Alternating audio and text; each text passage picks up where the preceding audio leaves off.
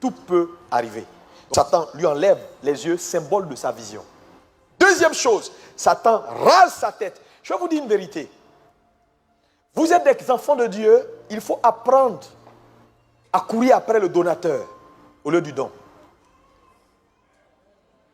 Le problème de l'église, c'est que les chrétiens sont focalisés sur le don. Ce que Dieu va me donner. Ah non, je cherche un mari, je ne trouve pas. Ah, je cherche un loyer, je ne trouve pas. J'ai besoin d'un boulot, j'ai besoin de temps. Seigneur, donne-moi, donne-moi, donne-moi. Donc, leur marche avec Dieu est attachée à ce que Dieu peut faire ou Dieu doit faire pour eux.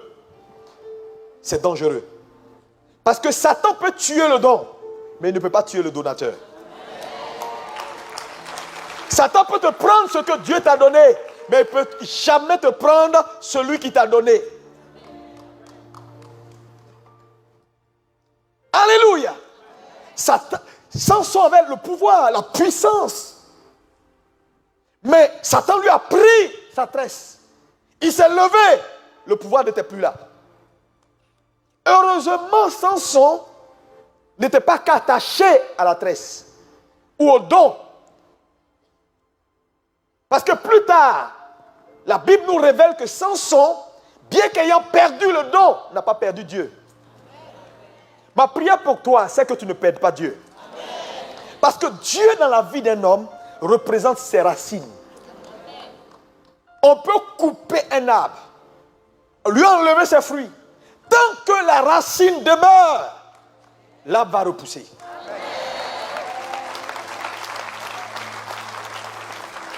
Voilà pourquoi dans votre marche avec Dieu, quelles que soient les difficultés, quelles que soient les situations d'extrême adversité et de confusion, gardez votre Dieu avec vous. Les Philistins ont fait quoi? Ont rasé les cheveux. Parce qu'ils savaient que la force de Samson, son don était dans sa tête, dans ses cheveux. Ils l'ont pris, ils ont rasé, et puis ils ont touché. Quand c'était lisse, ils disent, voilà, on va voir où tu as trouvé la force encore.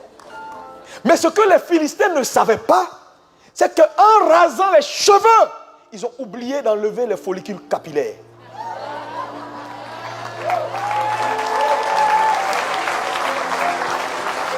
Ils ont tout enlevé, mais ils ont oublié que à la base des cheveux, il y a des racines qu'on appelle des follicules capillaires. Je suis venu dire à quelqu'un, ils t'ont peut-être enlevé les cheveux, mais quelque chose est sur le point d'arriver, tes cheveux vont repousser. Oh, Satan peut te prendre tes cheveux, mais tant que tes racines sont en place, tant que tes follicules capillaires sont en place, tes cheveux repousseront. Je ne sais pas ce que tu as perdu, je ne sais pas ce que Satan t'a pris, mais je suis venu te dire, tant que tu as Dieu, c'est encore possible. Alléluia. Alléluia. Une chose que Satan fait, c'est qu'il amène l'inquiétude, les murmures. Je ne comprends pas Dieu. Mais à chaque fois qu'un homme murmure, qu'un homme se plaint de Dieu, ce qu'il fait, c'est qu'il prend un couteau et il détruit ses propres racines. Satan n'a pas la capacité de détruire ta racine. C'est pourquoi il te pousse dans une activité qu'on appelle les murmures, les plaintes,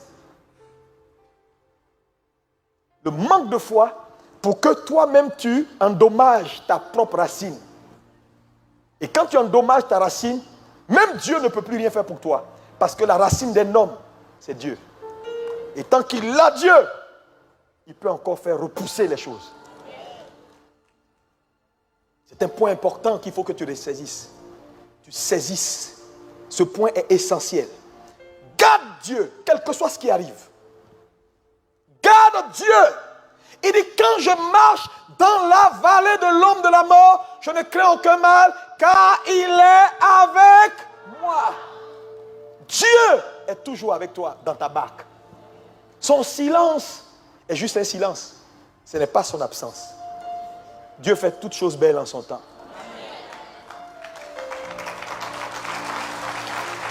Je ne sais pas ta vie. Je ne sais pas les difficultés financières. Tu es dans des problèmes. Ta vie n'a pas de sens. Tout est bloqué. Tu te demandes, est-ce que je suis chrétien? Pourquoi c'est comme ça? Mon ami, tu es chrétien. Tu es un bon chrétien. Tu passes par une école. Une école qu'on appelle l'école de la vie. Là où Dieu lui-même est le professeur. Là où il donne les exercices, et lui-même il corrige. Et lui-même proclame les résultats.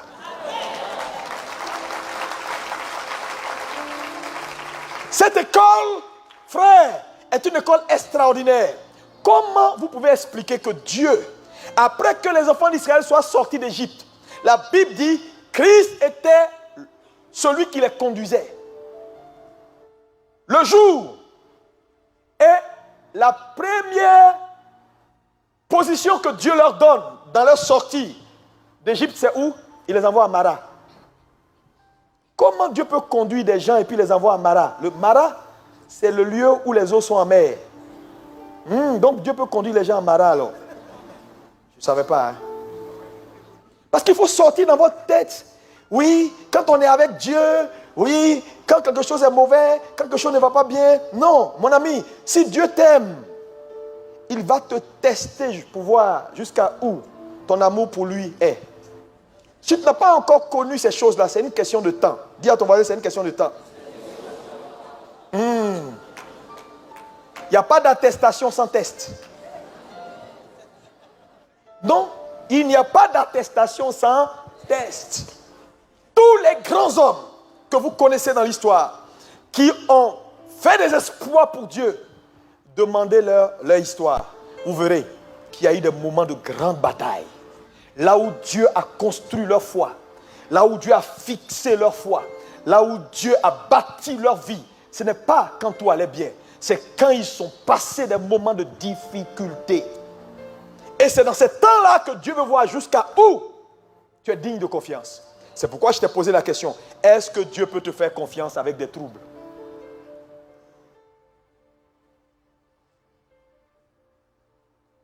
Parce que vous savez, Satan te connaît.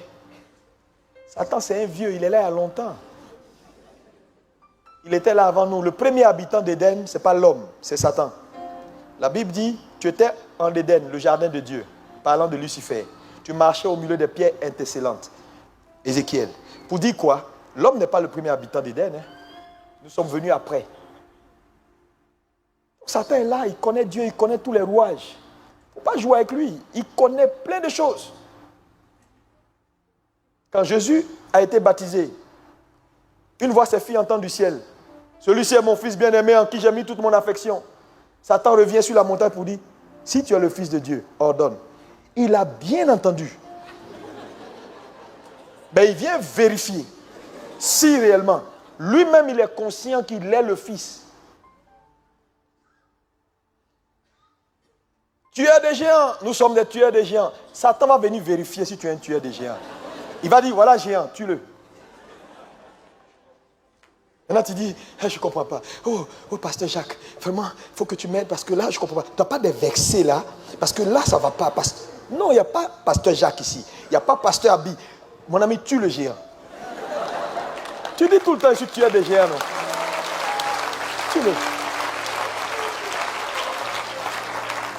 Parce qu'il y a des obstacles, si tu ne les passes pas, tu rétrogrades. Non, je vous le dis, il y a des obstacles, si tu ne les passes pas, tu vas rétrograder. Ils ont rasé les cheveux de Samson. Mais ce que vous ne savez pas, c'est que Samson avait les yeux, quoi? Percés, les cheveux rasés. Ils l'ont attaché. Mais Samson, dans les ténèbres de sa vie, ne savait pas que ses cheveux repoussaient. Parce qu'il a toujours gardé Dieu. Il a fait cette prière pour dire, Seigneur, permets qu'une dernière fois, mes ennemis, je me venge de mes ennemis. Ses cheveux poussaient, il ne savait pas. Les ennemis ne savaient pas. Je suis en train de voir quelqu'un ici qui a ses cheveux qui poussent. Mais lui-même ne sait pas.